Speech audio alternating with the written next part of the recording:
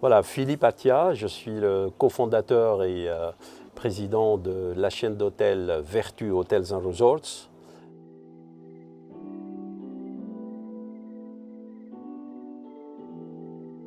Le premier point, je pense le plus important, c'est qu'Amine, il est venu pour renforcer l'équipe pendant la saison. Donc il répond à un besoin de saisonnalité accrue qu'on a ici dans la région et dans l'établissement, en l'occurrence l'hôtel de Saint-Georges à Gruyère. Donc il a pu renforcer l'équipe et en même temps, il n'est pas venu juste pour être un serveur en plus, pour exercer le métier. Donc il est venu avec une envie, avec un besoin où on a senti qu'il a une soif d'apprendre et une soif aussi de partager. De ramener des idées, de faire des choses. Donc je pense que c'est un élément positif qui nous a apporté pas mal de bonnes idées, pas mal d'analyses, pas mal de petites choses qui étaient très intéressantes pour l'équipe.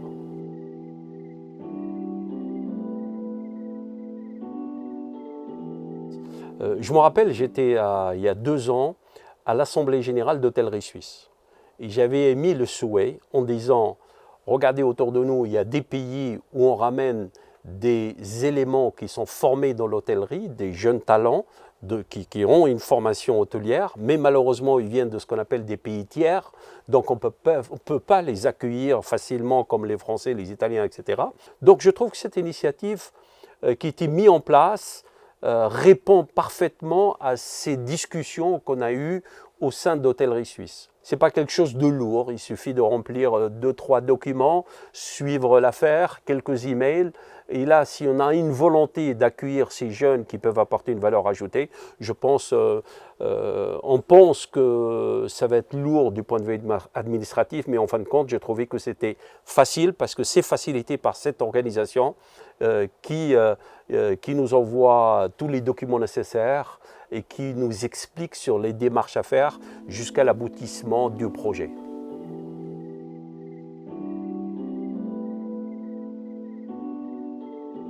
Alors, le conseil que je peux donner à toutes les entreprises suisses et surtout